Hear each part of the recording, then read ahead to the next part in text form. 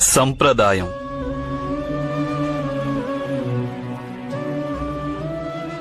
సంప్రదాయం మామిడి పండు వంటిదంటారు మహితాత్మ. పిందెగా ఉన్నప్పుడు దాని రుచి వగరుగా ఉంటుంది. కొంతకాలం తరువాత రుచి పుల్లగా మారుతుంది.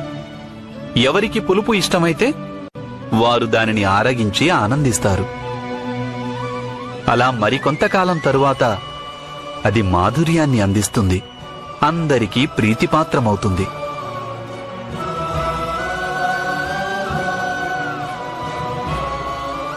కానీ దానికి అంతిమ సమయం వచ్చినప్పుడు అది కుళ్ళిపోతుంది. దాని నుండి దుర్గంధం వస్తుంది మహితాత్మ. దానిని తిన్నవారికి అనారోగ్యం వస్తుంది. ఇక చివరకు మిగిలేది పండులోని ఎండిన టెంకే. అది దేనికి పనికిరాదు. నాకు సంప్రదాయం పట్ల వ్యతిరేకత లేదు మహితాత్మ.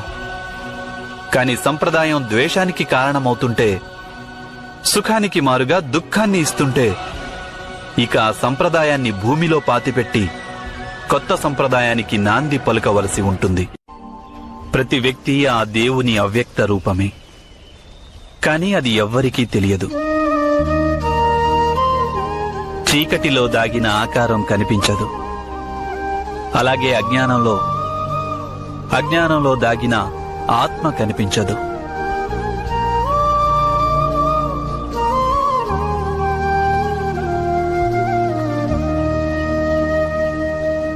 అలా స్వయం గురించి తెలుసుకోలేని వ్యక్తి ఇతరులు తన గురించి తెలుసుకోవాలని కోరుకుంటాడు. ఇతరులు తన గురించి చెప్పాలనుకుంటాడు. తనెవరో, తను ఏమిటో. కానీ ఆ ఇతరులు కూడా స్వయంగా తమ అజ్ఞానంలో చిక్కుకుపోయి ఉంటారు. అలా తమ గురించి తెలుసుకోలేని వారు మనమేంటో మనకెలా చెప్పగలుగుతారు?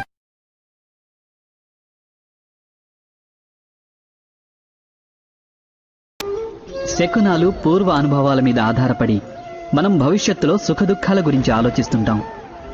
భవిష్యత్తులో దుఃఖ కారణాన్ని నివారించడానికి మనం ఈరోజు ప్రణాళికలు వేసుకుంటాం. అయితే రానున్న కష్టాలను ఈరోజు నిర్మూలించడం వల్ల మనం పొందేది లాభమా లేక పొందేది నష్టమా? మనలో ఎప్పుడూ ఈ ప్రశ్న ఉదయించదు. యథార్థం చెప్పాలంటే సమస్యలు, వాటి పరిష్కారం ఏకకాలంలో ఉద్భవిస్తాయి. వ్యక్తికైనా సరే, అలాగే ఈ సృష్టికైనా సరే. కాదా? మీరు మీ గత జీవితాన్ని గుర్తు చేసుకోండి, చరిత్రనే చూడండి. సమస్య ఉత్పన్నమయ్యే ప్రతి ఒక్క సందర్భంలోనూ ఆ సమస్యను పరిష్కరించగలిగే శక్తి ఉత్పన్నమవుతుందని తెలుస్తుంది. ఈ శక్తే సృష్టిని నడిపిస్తుంది. యథార్థానికి సమస్యలే శక్తి ఉద్భవించడానికి కారణాలవుతాయి. సమస్యను ఎదుర్కొన్న ప్రతి వ్యక్తి దాన్ని అధిగమించిన తరువాత పరిణామక్రమంలో ముందడుగు వేస్తాడు. అతని బుద్ధి వికసిస్తుంది.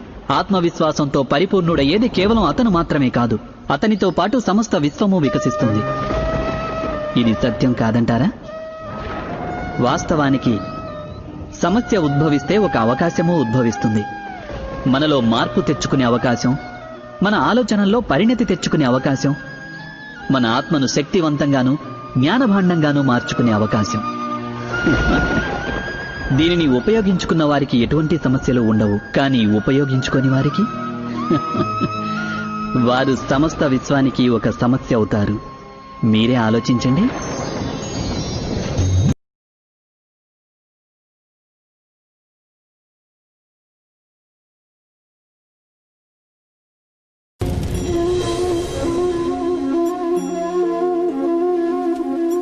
మానవ స్వభావం ఏమిటంటే తనకు, తన కుటుంబానికి, తన సంతానానికి ఎప్పుడూ సుఖమే దక్కాలన్న ఆరాటం ఉంటుంది. ఈ కారణంగానే మనం సదా శ్రమకు, కష్టానికి దూరంగా ఉండాలనుకుంటాం. మన సుఖాన్ని, సౌకర్యాల్ని పెంచుకునే ప్రయత్నం చేస్తుంటాం. మీరు మీ జీవితం గురించి ఆలోచించండి. ఇది సత్యం కాదంటారా? మనం మన సంతానానికి సదా సుఖ సౌకర్యాలు కల్పించాలని ఆలోచిస్తుంటాం. కానీ మీరెప్పుడైనా ఆలోచించారా కేవలం సౌఖ్యం వలన ఏం ప్రయోజనం ఉంటుందని? కేవలం సుఖ సౌకర్యాల్ని పొందడం వలన వారి జీవితం ఎలా ఉంటుంది అని. శరీరం శ్రమించినప్పుడే ఎక్కువ ఆరోగ్యంగా ఉంటుంది. బుద్ధి కూడా కఠిన సమస్యల్ని ఎదుర్కొన్నప్పుడే అది తేజవంతమవుతుంది. ఇది మనందరికీ అనుభవగతమే. బహుశా మనం ఇది మరచిపోతుంటాం. మనస్సుకు ఆత్మకు బాధలు వచ్చినప్పుడే అవి మరింత బలవర్ధకమవుతాయి. అనగా మనం మన సంతానాన్ని శ్రమకు కష్టానికి దూరంగా ఉంచాలని ప్రయత్నించడం అంటే నిజానికి వారు సుఖపడే మార్గాన్ని మూసివేయడం కాదంటారా? మీరే ఆలోచించండి.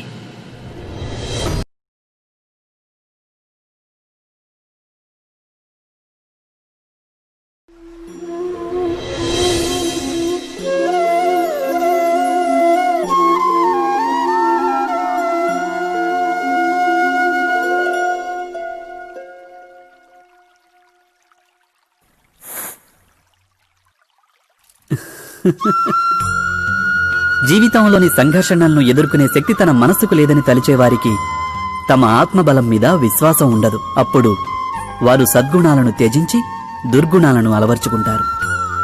యథార్థానికి మనిషి మనసులో ఆత్మవిశ్వాసం లోపించినప్పుడే వాని మనస్సులో దుర్మార్గం జనిస్తుందని గుర్తించాలి. ఆత్మవిశ్వాసమే సచ్చీలతను ధారణ చేస్తుంది. ఈ ఆత్మవిశ్వాసం అంటే ఏమిటి? జీవితంలోని సంఘర్షణలు తమను నిర్వీర్యం చేస్తాయని నమ్మేవారు తమ ఆత్మవిశ్వాసాన్ని కోల్పోతారు. వారు సంఘర్షణలను అధిగమించడానికి మారుగా వాటిని వదిలించుకోవాలనే ప్రయత్నం చేస్తుంటారు. అలా కాక సంఘర్షణలు తమను అధిక శక్తివంతం చేస్తాయని విశ్వసిస్తే సరిగ్గా వ్యాయామం వలన దేహశక్తి పెరిగినట్లు ప్రతి ఒక్క సంఘర్షణతో పాటు వారిలో ఉత్తేజం పెరుగుతుంది. అనగా ఆత్మవిశ్వాసం అంటే ఏదో కాదు, అది ఒక మానసిక స్థితి. జీవితాన్ని దర్శించే ఒక అద్భుత దర్పణమది. అయినా జీవితాన్ని దర్శించగలిగే సామర్థ్యం మనిషి వశంలోనే ఉంటుంది కదా. మీరే ఆలోచించండి.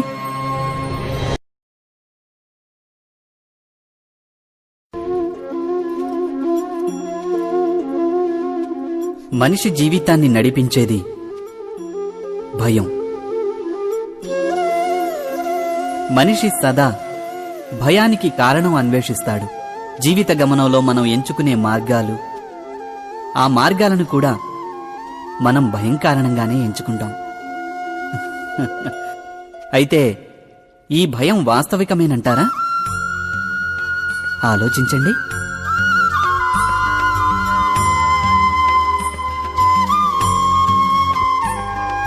భవిష్యత్తులో తనకు ఏదైనా ఆపద వస్తుందన్న అనుమానమే భయం.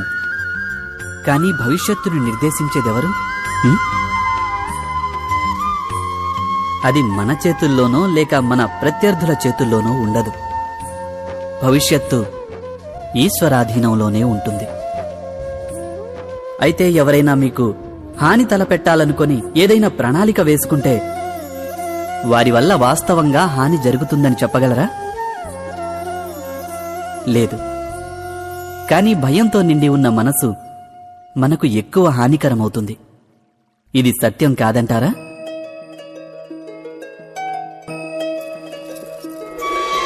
విపత్కర పరిస్థితిలో భయావహ హృదయం అనుచిత నిర్ణయాలు తీసుకుంటుంది. అది విపత్తును అధిక బాధాకరం చేస్తుంది.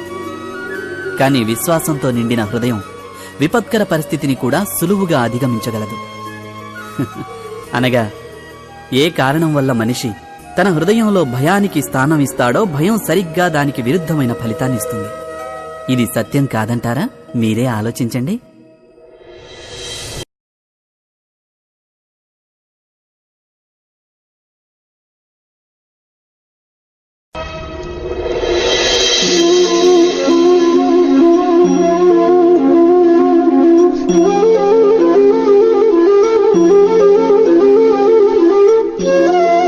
జీవితంలోని ప్రతి క్షణము నిర్ణయాల మీదే ఆధారపడి ఉంటుంది. ప్రతి ఒక్క అడుగులోనూ రెండవ అడుగు గురించిన నిర్ణయం తీసుకోవాల్సి వస్తుంది. ఇక నిర్ణయం తన ప్రభావాన్ని వదిలే వెళ్తుంది. నేడు తీసుకున్న నిర్ణయం భవిష్యత్తులో సుఖానికో లేక దుఃఖానికో కారణమవుతుంది. కేవలం తనకే కాదిది, తనతో పాటు తన కుటుంబానికి, అలాగే రానున్న తరతరాలకు కూడా. ఏదైనా ఒక సందిగ్ధత ఏర్పడితే అప్పుడు మనసు వ్యాకులమవుతుంది, అతలాకుతలమైపోతుంది. నిర్ణయించుకున్న ఆ క్షణం యుద్ధమే అవుతుంది, ఇంకా మనసు రణభూమిగా మారిపోతుంది. సాధారణంగా నిర్ణయాలు మనం సందిగ్ధతను నశింపజేయడానికి కాక కేవలం మనసును శాంతింపజేయడానికే తీసుకుంటాం. అన్నట్టు ఎవరైనా పరిగెడుతూ భోజనం చేయగలరా? చేయలేరు. అయితే యుద్ధానికై ఉర్రూతలూగే మనసు ఏదైనా సరియైన నిర్ణయం తీసుకోగలుగుతుందా? వాస్తవానికి శాంత మనస్థితిలో ఏదైనా నిర్ణయం తీసుకున్నప్పుడు అది తమ కోసం సుఖమయ భవిష్యత్తును నిర్మిస్తుంది.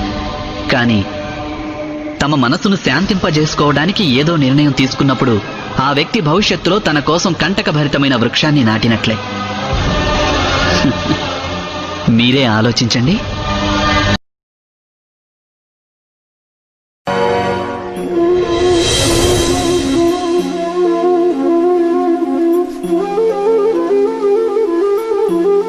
ఒకే గురువు దగ్గర విద్యాభ్యాసం చేసే శిష్యులందరూ ఒకే విధంగా జ్ఞానాన్ని సంపాదించలేకపోతుంటారు. శిష్యులందరూ గురువు మాట నిజంగా వింటున్నట్టు కనిపిస్తారు, గురువుని పూజిస్తున్నట్టు కనిపిస్తారు. కానీ వారు సమానంగా విద్యను మాత్రం పొందలేరు.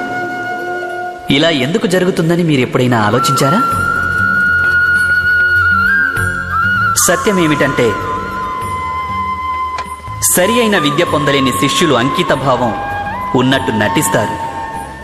కానీ అంకితభావానికి నిజమైన అర్థమేమిటో వారు తెలుసుకోలేరు. గురువు చరణాలకు పూజలు చేస్తుంటారు. అయినా గురువు ఆదేశాల్ని మన్నించినంత మాత్రాన అంకితభావం సిద్ధిస్తుందా? లేదు. గురువు పట్ల శిష్యునికి ఎటువంటి సందేహము కలగకపోవటమే నిజమైన అంకితభావం. గురువు తమను ఆదేశించడానికి ముందే శిష్యులు ఆ ఆదేశాన్ని పూర్తి చేయడం. గురువు గారి ఆలోచనలతో శిష్యుల ఆలోచనలు కూడా మమేకం కావడం. శిష్యుడు ఎప్పుడైతే తన గురువులో బ్రహ్మ, విష్ణు, మహేశ్వరుడు వీరి రూపం చూడగలడో అప్పుడే వాని అంకితభావం రుజువవుతుంది. అంకితభావం అంటే ఏదో ఒక పని చేయడం కాదు. అంకితభావం హృదయంలో కలిగే భావన, ఒక మానసిక స్థితి మాత్రమే. అనగా మన అజ్ఞానానికి దోషం కేవలం మన మనస్సుది కాదా? మీరే ఆలోచించండి.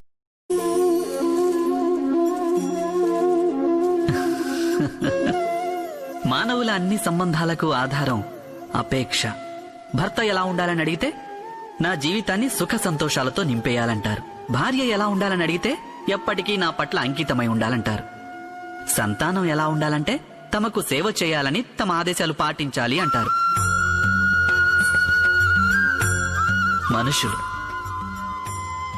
మనుషులు ఎవరిని బాగా ప్రేమిస్తారు అంటే తమ అపేక్షను పూర్తి చేసేవారిని. అయితే అపేక్షకు భంగం కలగడమూ మామూలే. ఎలా? ఎందుకంటే ఈ అపేక్ష మనుషుల మస్తిష్కంలో జన్మిస్తుంది. ఏ ఇతర వ్యక్తి వారి అపేక్షల గురించి తెలుసుకోలేకపోతాడు. పూర్తి చేయాలన్న తపన ఎంతగా ఉన్నప్పటికీ ఏ మనిషి ఇతరుల అపేక్షలను పూర్తి చేయలేకపోతాడు. ఇక అక్కడి నుంచే జన్మిస్తుంది సంఘర్షణ. అన్ని సంబంధాలు సంఘర్షణ రూపంలోకి పరివర్తన చెందుతాయి. కానీ మనిషి సంబంధాల ఆధారంగా అపేక్షను ఏర్పరచుకోడు. అలాగే స్వీకరించేది కూడా కేవలం సంబంధానికున్న ఆధారాన్నే. అయితే ఈ జీవితం స్వయంగా తనలో సుఖశాంతులను నింపుకోలేదా?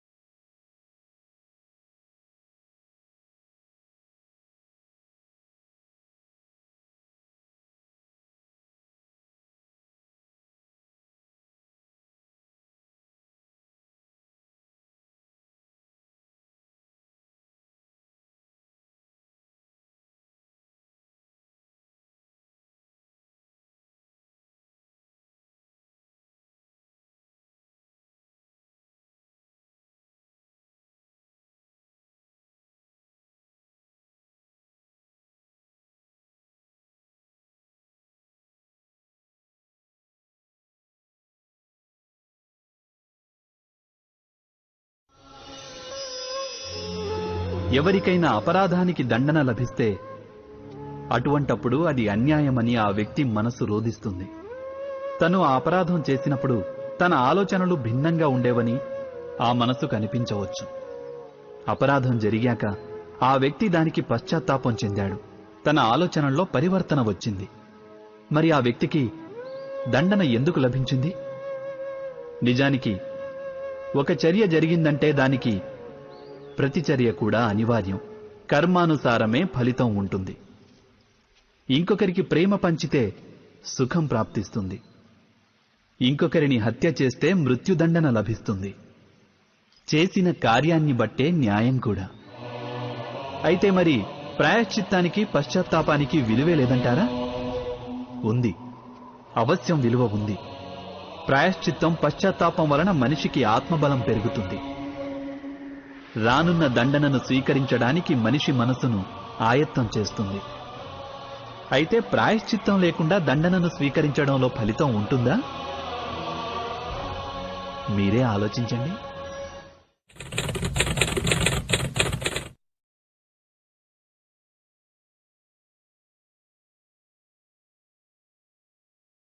సంపన్నుడు శక్తిశాలి అనే అపోహలో ఉంటాడు. కానీ అది నిజమైన అధికారం కాదు. ఈ కారణంగానే భృగువు, వశిష్ఠుల వంటి ఋషుల్ని ఈనాటికి పూజిస్తున్నారు. కానీ రావణుణ్ణి, హిరణ్యకశిపుణ్ణి కాదు. ఈ విషయం మీరు అవశ్యం ఆలోచించాలి. సత్యమే కదా?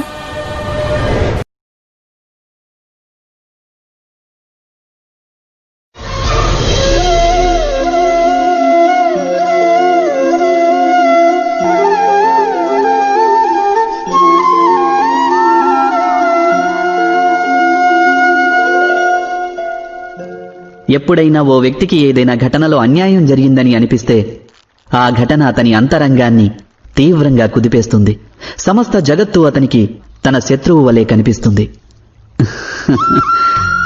అన్యాయం అనిపించినటువంటి ఘటన ఎంత పెద్దదైతే మనుషుల హృదయం కూడా అంతే అధికంగా విరోధించసాగుతుంది. ఆ ఘటనకు బదులుగా వారు న్యాయం అడుగుతారు. నిజానికిది సరైనదే.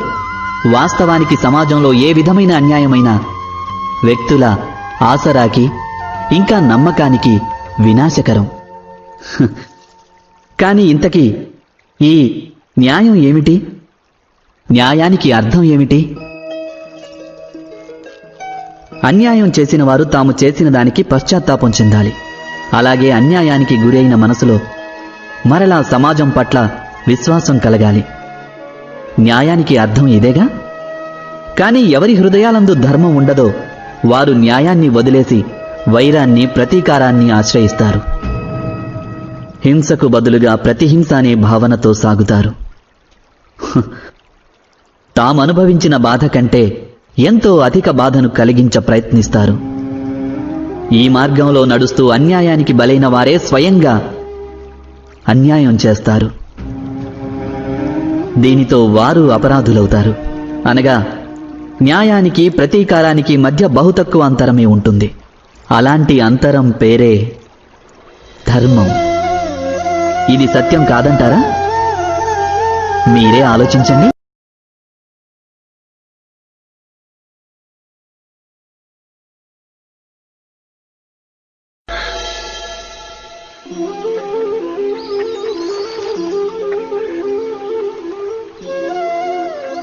ఈ సృష్టి ఆరంభం నుంచే మనుషులను ఒక ప్రశ్న కలవర పెడుతోంది.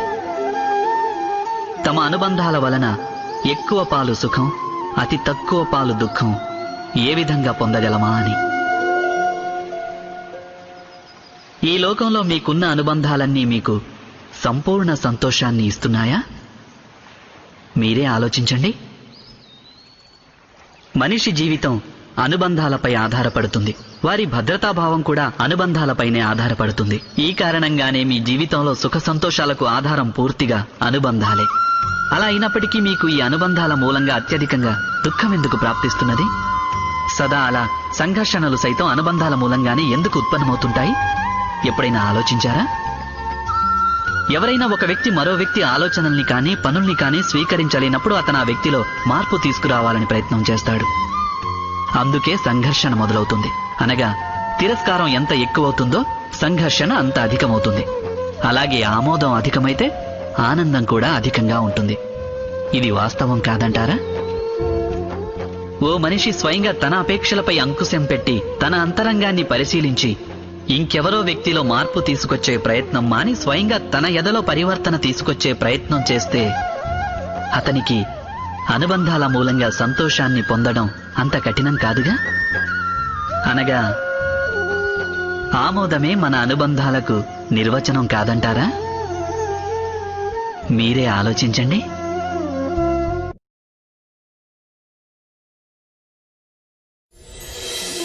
ఎప్పుడైనా ఒకరి కోరికకు ఆశకు భంగం కలిగితే అప్పుడు వారి హృదయం క్రోధంతో నిండిపోతుంది.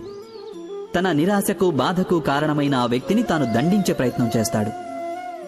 మరైతే ఇలా మన కోరికకు ఆశకు భంగం కలగడం అన్నది సదా ఇంకొకరి అపరాధమే అవుతుందా? కోరికలు సఫలం కాకపోవటానికి కారణాలు అనేకం ఉంటాయి. కొన్ని కోరికలు అనుకోని విధంగా సఫలం కాకుంటే ఇక కొన్నిటికి విధి కారణం కావచ్చు. అయినా అప్పుడప్పుడు కోరికల స్వరూపమే ఎలా ఉంటుందంటే అవి సఫలం కాలేనివై ఉంటాయి. మరి పరిస్థితుల్ని విచారించకుండా ఇంకొకరిని అపరాధిని తప్పు పట్టడం న్యాయం కాదు, ప్రతీకారమవుతుంది. న్యాయానికి ఆధారమైనది దయ, కరుణ. అలాగే ప్రతీకారానికి ఆధారం క్రోధం, అహంకారం. అనగా హృదయంలో కరుణను ధారణ చేయకుండా ఇంకొకరి అపరాధం గురించి న్యాయ విచారణ చేయడం, దానికి వారిని దండించడం పూర్తిగా ధర్మ విరుద్ధం కాదా? మీరే ఆలోచించండి.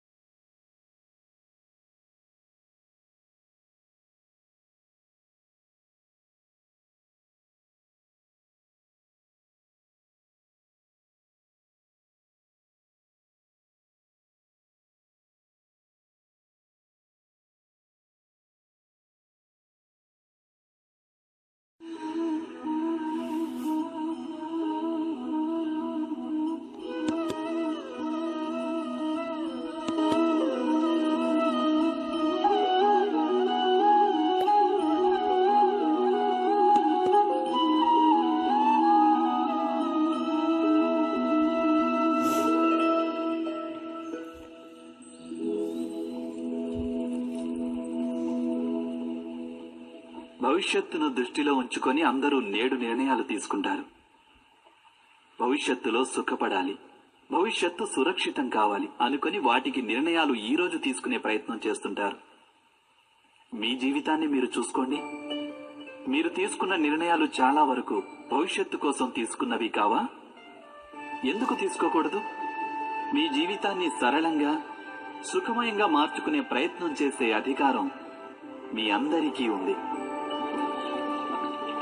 కానీ భవిష్యత్తు ఎవరికీ తెలియనిది. కేవలం మీరు ఊహించుకోవచ్చు అంతే.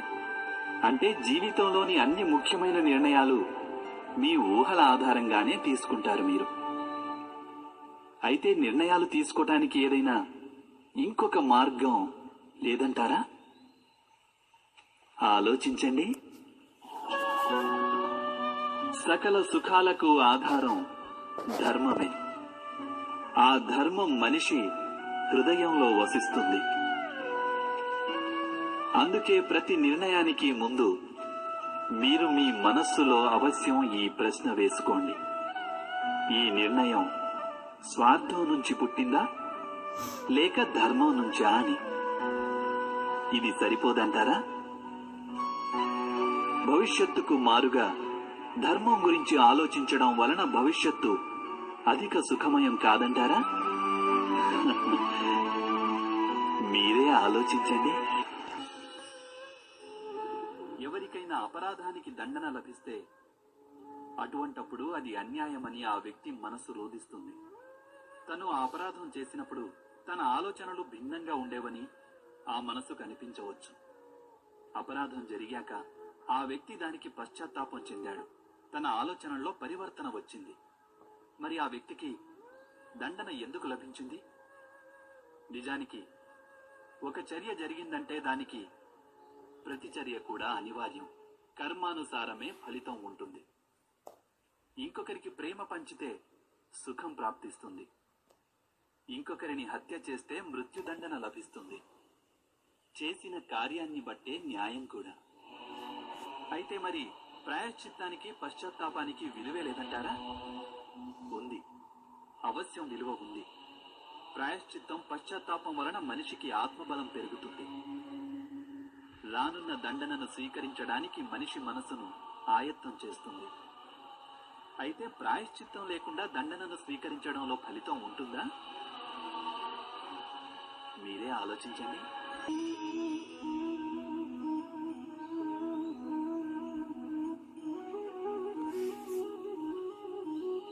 ఎప్పుడైనా మనం చేసే మంచి పనుల మూలంగా దుఃఖం లభించి ఇంకొకరికి వారు చేసిన చెడు పనుల మూలంగా సుఖం లభిస్తే మనసుకి తప్పకుండా అనిపించవచ్చు, అలా సత్కార్యాలే చేయడం వల్ల, ధర్మాన్ని అనుసరించడం వల్ల కలిగే ప్రయోజనమేమిటి అని. కానీ దుష్టాత్ములకు ఏమి లభిస్తుందో ఎప్పుడైనా గమనించారా? దుష్ట కార్యాలు తలపెట్టే వారి హృదయం ఎప్పుడూ అల్లకల్లోలంగా, ఎంతో చిరాకుగా ఉంటుంది. ఆ మనసులో అనుక్షణం కొత్త కొత్త సంఘర్షణలు ఉద్భవిస్తుంటాయి. అపనమ్మకం వారిని జీవితాంతం వెంటాడుతూ ఉంటుంది. ఇదేనా సుఖమంటే? అయితే ధర్మ మార్గాన నడిచేవారు, సత్కార్యాలు చేసేవారు, సచ్చీలురైన వ్యక్తుల మనసులు సర్వదా ప్రశాంతంగా ఉంటాయి. పరిస్థితులేవి వారి జీవన గమనంలో బాధాకరంగా ఉండవు. సమాజంలో గౌరవ మర్యాదలు, మనసుకి సంతోషం లభిస్తాయి వారికి. అనగా సత్ప్రవర్తన అన్నది భవిష్యత్తులో లభించే సుఖాలకు మార్గం కాదు. సుఖానికి నిర్వచనమే సత్ప్రవర్తన. అదేవిధంగా దుష్ప్రవర్తన అన్నది భవిష్యత్తులో ఎదురయ్యే దుఃఖాలకు మార్గం కాదు. అధర్మం చేసిన క్షణమే అది దుఃఖాలను ఉత్పన్నం చేస్తుంది. ధర్మం ఆచరిస్తే సుఖం రాదు. ధర్మానికి మరో పేరే సుఖం.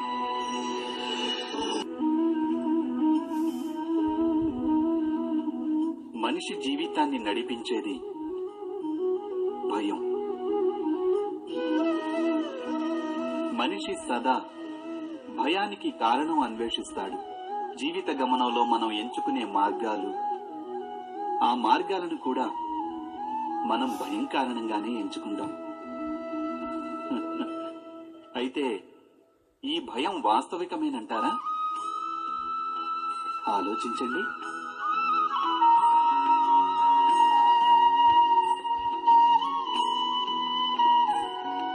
భవిష్యత్తులో తనకు ఏదైనా ఆపద వస్తుందన్న అనుమానమే భయం. కానీ భవిష్యత్తును నిర్దేశించేదెవరు? అది మన చేతుల్లోనో లేక మన ప్రత్యర్థుల చేతుల్లోనో ఉండదు. భవిష్యత్తు ఈశ్వరాధీనంలోనే ఉంటుంది. అయితే ఎవరైనా మీకు హాని తలపెట్టాలనుకొని ఏదైనా ప్రణాళిక వేసుకుంటే వారి వల్ల వాస్తవంగా హాని జరుగుతుందని చెప్పగలరా? లేదు. కానీ భయంతో నిండి ఉన్న మనసు మనకు ఎక్కువ హానికరమవుతుంది. ఇది సత్యం కాదంటారా?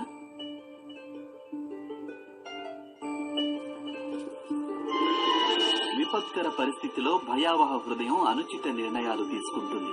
అది విపత్తును అధిక బాధాకరం చేస్తుంది. కానీ విశ్వాసంతో నిండిన హృదయం విపత్కర పరిస్థితిని కూడా సులువుగా అధిగమించగలదు. అనగా ఏ కారణం వల్ల మనిషి తన హృదయంలో భయానికి స్థానం ఇస్తాడో భయం సరిగ్గా దానికి విరుద్ధమైన ఫలితాన్ని ఇస్తుంది. ఇది సత్యం కాదంటారా? మీరే ఆలోచించండి.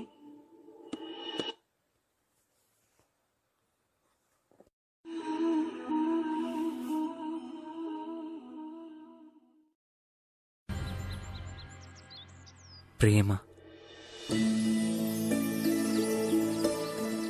2 అక్షరాల ఈ శబ్దం వినటానికి సరళంగా ఉంటుంది కదా, కానీ దాన్ని పొందటం ఊహించలేనంత కష్టం. అయితే ఇలా నిరీక్షించడంలో ఆ కఠినత సరళంగా మారుతుందంటావు, అంతేనా? నిరీక్షణతో కాదు, పరీక్షతో.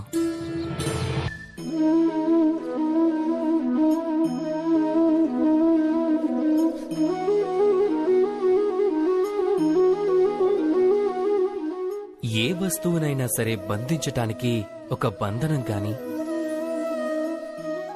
ఒక తాడు గాని ఉండటం చాలా అవసరం. కానీ ఆ తాడుకి బంధించగలిగే శక్తిని ఎవరిస్తారు?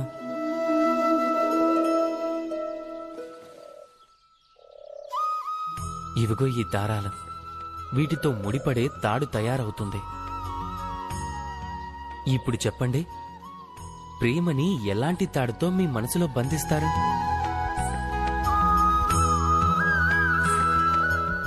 ప్రేమ బంధించబడేది విశ్వాసంతో. ఆ విశ్వాసమనే తాడు యొక్క ఆధారం సత్యమనే దారాలతోనే ఏర్పడుతుంది. ఇక్కడ ఉత్పన్నమయ్యే ప్రశ్న ఒక్కటే, సత్యం అంటే ఏంటి? సత్యం మన కళ్ళతో చూసేదా? సత్యం అంటే మనం ఆలోచించేదా? లేదు. మనం దేన్నైతే విశ్వసిస్తామో అదే అసలైన సత్యం. విశ్వాసం అంటే కూడా అదే. దేన్నైతే మనం సత్యమని భావిస్తామో. వాస్తవంలో సత్యం మరియు విశ్వాసం ఒకే నాణానికి ఉండే 2 ముఖాల్లాంటివి. ఎక్కడ సత్యం ఉండదో అక్కడ విశ్వాసం కూడా ఉండదు. ఎక్కడైతే విశ్వాసం ఉండదో అక్కడ సత్యం తన అస్తిత్వాన్ని కోల్పోతుంది. ఎవరైనా సరే సత్యం తెలుసుకోవాలనుకుంటే విశ్వాసం ఉంచండి. లోకమంతా ప్రేమమయం అవుతుంది. అప్పుడు మనసు ఆనందంతో చెప్తుంది, రాధా కృష్ణ.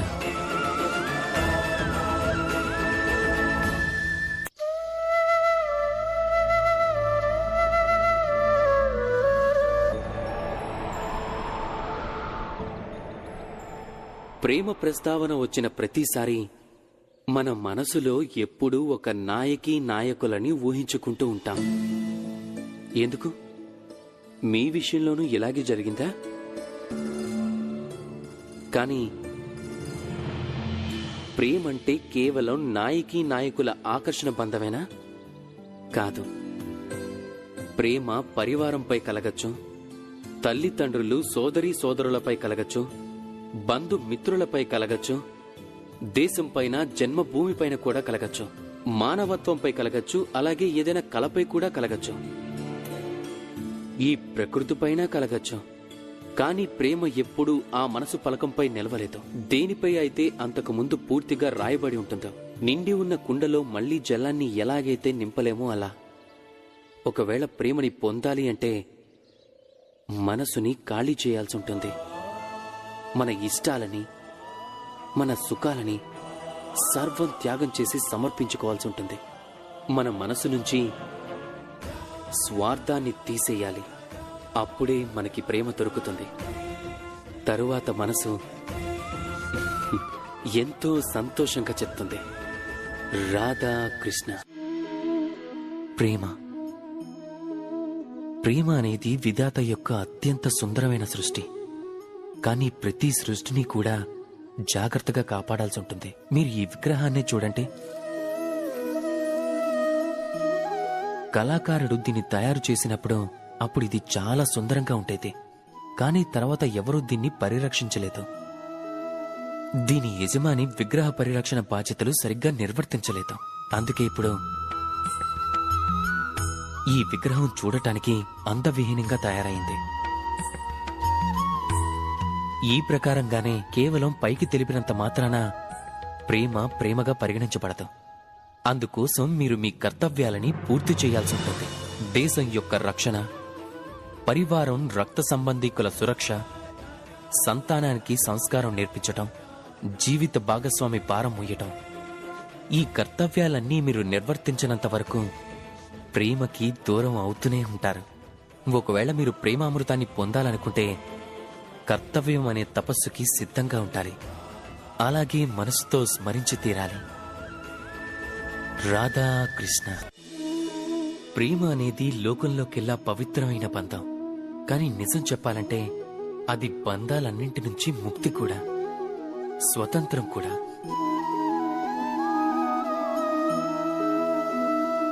అర్థం కాలేదా? వివరంగా చెప్తాను. ఒకవేళ ఎవరైనా మీ ప్రేమని కాదు అంటే, ఎవరైనా మీ ప్రేమని అర్థం చేసుకోలేకపోతే అప్పుడేం చేస్తారు? కొందరు ముభావంగా మారతారు. కొందరు మోసం చేసి ప్రేమను దక్కించుకోవాలనుకుంటారు. కొందరు బలవంతంగా ప్రేమపై అధికారం చెలాయించాలనుకుంటారు. కానీ నిజమేమిటంటే మీరు ప్రేమించిన వాళ్లంతా మిమ్మల్ని ప్రేమించాలన్న నియమమేం లేదు. ఎందుకంటే ప్రేమ అనేది ఒక వస్తువు కాదు. అది రాజ్యమో లేక ధనమో కాదు బలవంతంగా మీ సొంతం చేసుకోవడానికి. ప్రేమంటే ఒక శక్తి. మీకోసం ఏ బంధాలనైనా తెంచుకోగలదు. కానీ స్వయంగా అది ఏ బంధాల్లోనూ చిక్కుకోదు. కాబట్టి ఎవరినైతే మీరు ప్రేమిస్తారో వాళ్ళని స్వేచ్ఛగా వదిలేయండి. ఎందుకంటే స్వేచ్ఛ అనే భావం జీవులకి అన్నిటికంటే ప్రియమైనది. మీ ప్రేమ స్వచ్ఛమైనదే అయితే అది తప్పకుండా గెలిచి తీరుతుంది. అంతవరకు నిస్వార్థ భావంతో ప్రేమించండి. స్వార్థం తొలగిపోయిందంటే అప్పుడు ప్రేమ మీ సొంతం అవుతుంది. దానితో మనసు ఆనందమయమై అంటుంది, రాధా కృష్ణ. భయం అందరిలోనూ ఉంటుంది. అది పశువైనా సరే, పక్షైనా సరే, లేదా మనుషులైనా. వాస్తవానికి ఈ భూమిపై మనుషులందరూ భయంతో పాటుగానే జన్మిస్తూ ఉంటారు. మరి ఆ భయం పట్ల భయం ఎందుకు? ఒకవేళ భయం అనేది చెడుభావం అయితే దాంతో పాటుగా మనం ఎలా జన్మించగలం?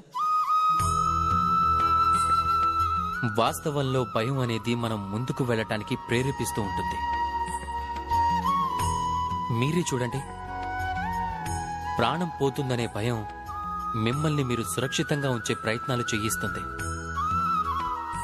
అవమానం అనే భయం సదాచారాల వైపుగా మళ్లిస్తుంది. ఇష్టమైన వాళ్ళని పోగొట్టుకుంటామనే భయం వారి పట్ల మన బాధ్యతలు నెరవేర్చేలా ప్రేరేపిస్తుందే. కానీ ఈ భయం చెడుగా మారేది ఎప్పుడు అంటే ఎప్పుడైతే మీపై ఆధిపత్యం చెలాయించాలనే అవకాశం దానికి ఇచ్చినప్పుడు, అందుకోసం ఏ ప్రయత్నాలు చెయ్యనప్పుడు. ఒకవేళ మీరు ఈ భయాన్ని ఉపయోగించుకోవాలి అంటే స్వయంగా ఈ భయంపై మీరే ఆధిపత్యం చెలాయించాల్సి ఉంటుంది. కనుక భయం యొక్క హద్దులని చెరిపేయండి. మీ ఆత్మని వదిలేసి పరాయి వాళ్ల ముందు మీ తల వంచకండి. బాగా గుర్తుంచుకోండి, అంధకారాన్ని చూసి భయపడటం మానేయండి. అప్పుడే మీరు దివ్యలాగా మారి వెలుగుని పంచగలరు. రాధా కృష్ణ.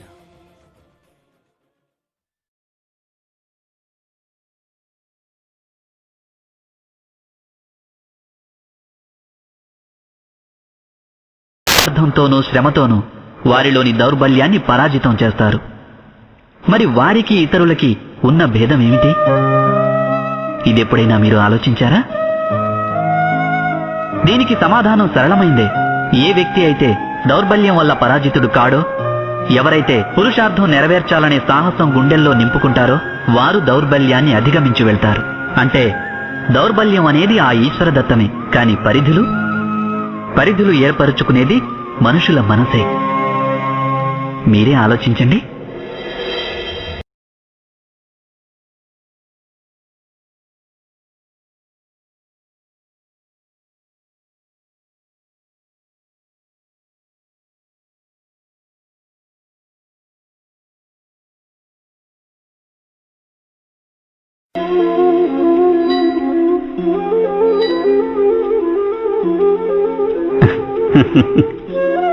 మనిషికి ఎప్పుడైనా ఒక సంకట స్థితి వచ్చిందనుకోండి, మనిషి ఈశ్వరునికి ప్రార్థన చేస్తాడు. ఈశ్వరుణ్ణి ప్రార్థించి యాచిస్తాడు తన ఈ సంకట స్థితి నుంచి బయటపడాలని. కానీ ఈ ప్రార్థన యొక్క వాస్తవ రూపం ఏమిటి? ఇది మనం ఎప్పుడైనా ఆలోచించామా? ప్రార్థన అర్థం ఏమిటంటే తనకున్న అన్ని సంశయాలు, సకల చింతలు, తనకున్న సంకల్ప వికల్పాలు, తన ప్రణాళికలన్నింటినీ ఈశ్వరుని చరణాలపై ఉంచేయడం. అనగా తన కర్మ ఫలితం ఎలా ఉంటుందోననేది ఆలోచించకుండా ధర్మానుసారం కర్మను చేయడం. ఈశ్వరేచ్ఛను సదా తన కర్తవ్యంగా భావించడం. ఇదే కదా ప్రార్థనంటే. కానీ ఈశ్వరేచ్ఛను అర్థం చేసుకోగలగడం సంభవమేనంటారా?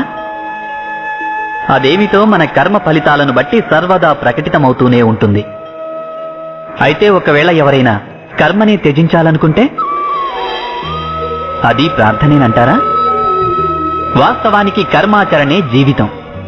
ఫలితం పట్ల వ్యామోహం లేకుండా ఉండటమే సరి అయిన ప్రార్థన.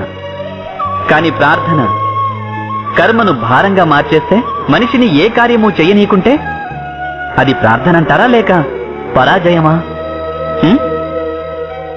మీరే ఆలోచించండి.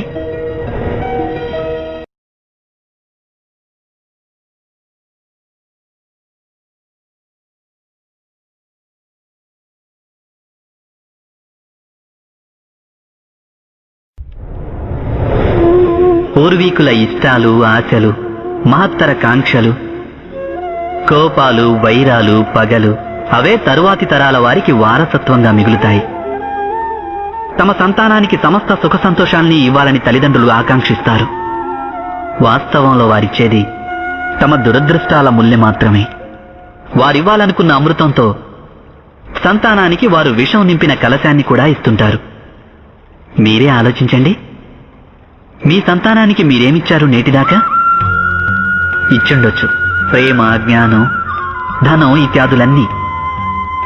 వారికి వీటితో పాటు వారి హృదయాల్ని మలినం చేసే మీ గతానుభవాన్ని ఇవ్వలేదా? మంచి చెడులంటూ మీరు నిర్ధారించుకున్న విలువల్ని అందివ్వలేదా? ఒక వ్యక్తికి ఇంకొక వ్యక్తితో, ఒక సమాజానికి వేరొక సమాజంతో, ఒక రాజ్యానికి మరొక రాజ్యంతో సంఘర్షణ. ఇవన్నీ పూర్వభ్రమల ఫలితాలు కావంటారా? హత్య, మృత్యువు, రక్తపాతం ఇవన్నీ పూర్వానుభవాల ఫలితాలు కావా? అనగా తమ సంతానానికి తల్లిదండ్రులు జన్మదానంతో పాటుగా మృత్యుదానం కూడా ఇస్తుంటారు. ప్రకాశించే ప్రేమతో పాటు ద్వేషమనే అంధకారాన్ని కూడా ఇస్తుంటారు. అలాగే ఈ అంధకారం మనసులో ఉన్న, ఆలోచనల్లో ఉన్న లేదా వాస్తవికమే అయినా దానివల్ల కేవలం భయమే ప్రాప్తిస్తుంది. కేవలం భయం. మీరే ఆలోచించండి.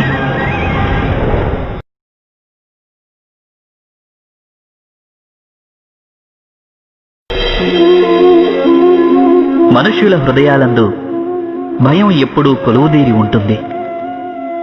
ఒక పరి సంపదలు నశిస్తాయన్న భయం, ఒక పరి అవమాన భయం, ఒక పరి తమవారు దూరమవుతారన్న భయం. అందుకే ఇలా భయం కలగడం మనందరికీ సహజమే అనిపిస్తుంది. ఇంతకీ ఎప్పుడైనా ఆలోచించారా? ఏ స్థితి లేక వస్తువు భయానికి కారణమవుతుందో వాస్తవానికి దానివల్లే దుఃఖం కలుగుతోందా? లేదు, అలా కలిగి తీరాలనేం లేదు. ఎంతో మంది అనుభవాలు ఏం చెప్తున్నాయంటే ఈ భయానికి గురి కావడం వలన భవిష్యత్తులో దుఃఖానికి అది నివారణ కాబోదు అని.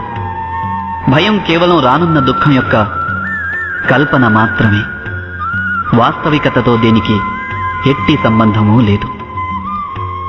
భయం అంటే ఏదో కాదు, అది కేవలం వట్టి కల్పనేనని తెలుసుకొని దాని నుంచి విముక్తులై నిర్భయులవడం అన్నది ఏమంత కఠినమా?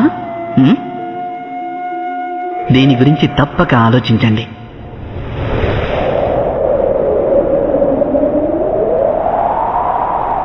ఏమాజ్ఞ మహారాజా? ఆక్రమణకు సమాధానంగా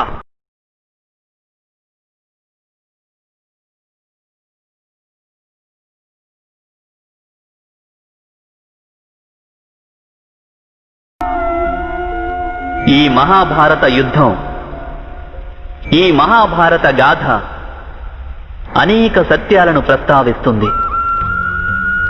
మహోన్నత సత్యమేమిటంటే వైవిధ్యము, భిన్నత్వమే అధర్మానికి మూలం. అయితే ఏకాత్మతయే ధర్మానికి ఆధారం. ఏ విధంగా? మీరే ఆలోచించండి. మనిషి హృదయం సుఖాలను ఆశిస్తూ, అధికారం, సంపదలకై కోరికలతో సదా నిండి ఉంటుంది. కానీ దైనందిన జీవితంలో మనిషి తన మాతాపితలు, సంతానం, తోబుట్టువులు, పత్నితో కూడా ఉచితంగానే వ్యవహరిస్తుంటాడు. వారికి ఏ అన్యాయమూ చేయడు. వాడు తన సుఖ సంపదలను సమభాగాలుగా పంచుకొని అనుభవిస్తాడు. ఎందుకంటే వానికి తెలుసు, తన సుఖానికి ఆధారం తన కుటుంబమని. తన సుఖానికి కారణం కూడా తన కుటుంబమేనని. మనిషికి ఈ విషయమూ తెలుసు, తనకు సుఖం సమాజం నుండి లభిస్తోందని. కానీ వాడు సమాజానికి అన్యాయం చేస్తూనే ఉంటాడు. సమాజాన్ని నిత్యం ద్వేషిస్తుంటాడు. ఎందుకంటే వాడు తనకు సుఖం సమాజం నుండే లభిస్తుందని భావించడు.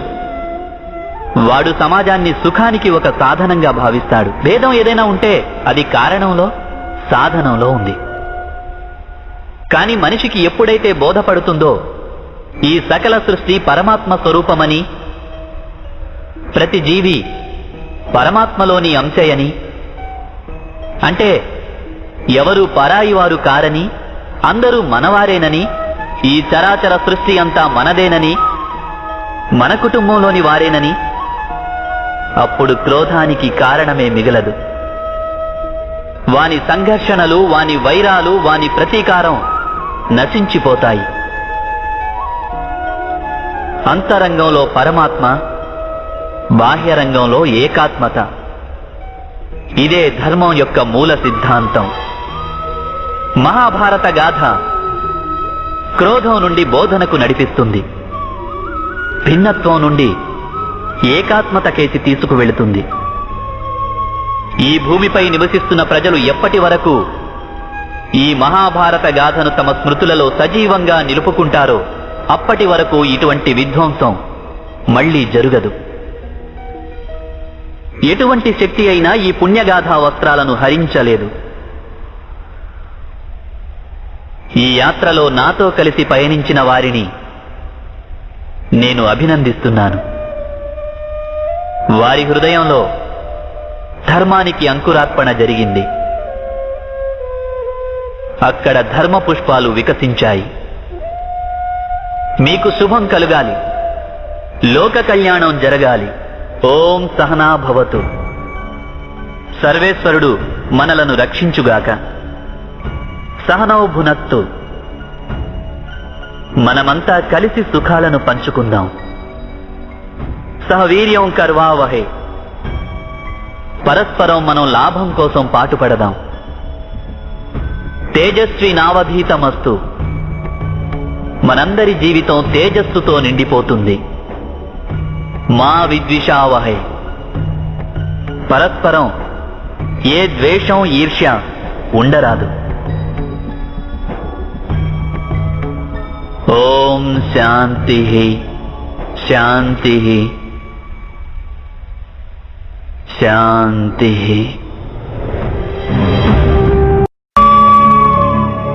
ప్రతి మనిషి జీవితంలో ఇలాంటి సందర్భం తప్పకుండా వస్తుంది. వారి స్వప్నాలు, వారి ఆకాంక్షలు, వారి ఆశయాలు స్తంభించిపోతాయి. వారి ఆశా సౌధాలన్నీ చిన్నాభిన్నమైపోతాయి. ఒకవైపు ధర్మం ఉంటుంది, ఇంకోవైపు సుఖం ఉంటుంది. దీనినే ధర్మ సంకటం అని అంటారు. ధర్మాన్ని ఆచరించడమే సంకటంగా మారి ధర్మాన్ని త్యజించడమే సుఖాన్నిస్తుంది. మీరే ఆలోచించండి. ఒక్కోసారి తన వాళ్ళకే విరుద్ధంగా సత్యం పలికే అవసరం ఏర్పడవచ్చు. ఒక్కొక్కసారి ధనార్జన చేయాలనుకున్న వారికి సులువుగా ఇతరుల ధనం దొంగిలించే మార్గం కనపడవచ్చు. అప్పుడే ఒక శక్తివంతుడైన రాజ్యాధినేత లేదా ఒక రాజ్యాధికారిలో దాగున్న అధర్మం అనేది బయటపడుతుంది. ప్రతి ఒక్కరి జీవితంలో ఇలాంటి పరిస్థితులు ఏర్పడుతూనే ఉంటాయి.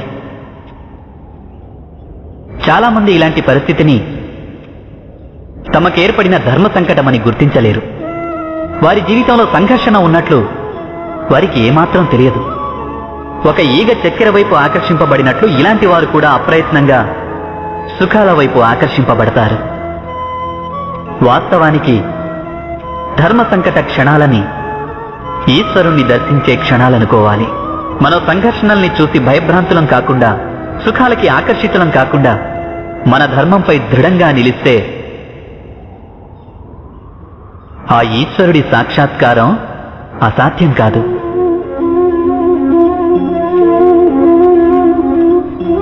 పెనుగాలితో యుద్ధం చేసే ఆకు వృక్షం నుంచి రాలిపోవచ్చు, అయినప్పటికీ అది ఆకాశం కేసే ఎగురుతుంది. పెనుగాలికి వాలిపోయే గడ్డి అక్కడే భూమి మీదే ఉండిపోతుంది. అనగా ధర్మ సంకటం నుంచి మనం సంకటాన్ని తొలగించేస్తే సుఖం ప్రాప్తించొచ్చు, ఆయుష్ పెరగొచ్చు. కానీ మన వ్యక్తిత్వం నశించదా? మన ఆత్మ కృషించిపోదంటారా? మనం ఈశ్వరునికి సదా దూరమైపోమా? మీరే ఆలోచించండి.